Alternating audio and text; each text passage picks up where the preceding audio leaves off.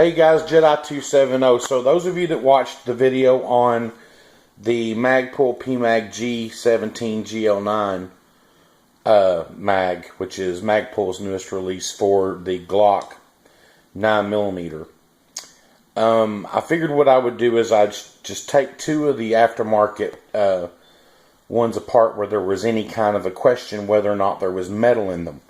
And then the third one up here at the top is the South Korean KCI mag. Now you'll see these reviewed on YouTube. Some people say they don't drop free. Let's see. I'm going to try doing all this with one hand, okay? Okay, well cool. Check it out. I don't have to worry about it. Alright. Right there is a KCI mag. They drop free. No problems, okay? They are very well made. When you look at the materials that are used, they're on par with Glocks OEM. And they come to clean and crisp, and they look nice, and they're about $12.50 shipped, okay, for those magazines. Now, here's a magnet,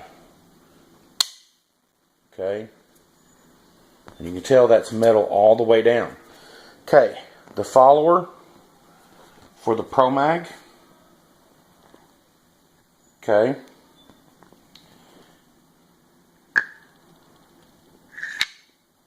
see that?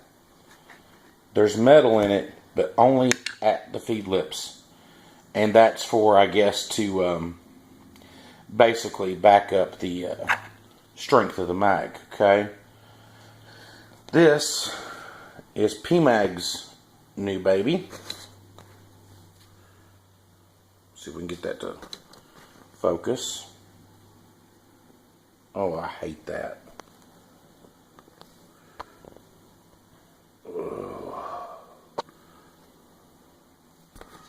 God, that sucks. I'm sorry, guys.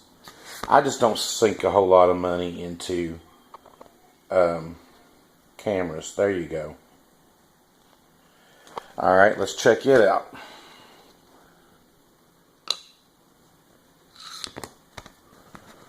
Absolutely zero metal in the construction. Now, let's look at something else. Okay, there's the ProMag. Here is the PMAG. Now, there is a decidedly huge difference in thickness of the plastic between the PMAG and the ProMag. So maybe PMAG thought, let's make this a little bit more affordable and not put metal in it if it doesn't need it, and, you know, cut down on some of the stuff that we use to produce them and make them a little bit more cost efficient. Okay, well, I'm cool with that, as long as it's going to hold up. And like I said, we're going to run them and see how they do. My problem with this is after I cleaned it up. You see that little spot right there? That was flashing. It was nasty. This whole seam line was raised. It was disgusting. Would it keep it from falling free? No, not really. But you have to stop and think, what's it going to be like in my mag pouch? Is it going to catch on something? It just wasn't PMAG quality. You know, they didn't really take into consideration what they were doing there. Now, here is the floor plate of the PMAG. Let's get back here where we can get focused and just zoom in on it. It is decidedly thicker, and when the magazine is assembled, you can tell by looking at it, it is very much thicker than the other one. That's a plus, okay? The follower, other than it being orange, I can't really tell too much about whether or not I like it better than the other, because they're pretty much constructed the same way. The only difference is the PMAG has these two cutouts, and then when you look through the magazine, let's see, you don't see any anti-tilt or anything like that this stuff would be, you know, any use for. So like I said, let's see how the GL17 the G17 GL9 mag runs, and then we will go from there. But not the quality, fit, and finish that I was looking for from Magpul. But I do like the fact that it's thicker walled. Would that make it worth the $15?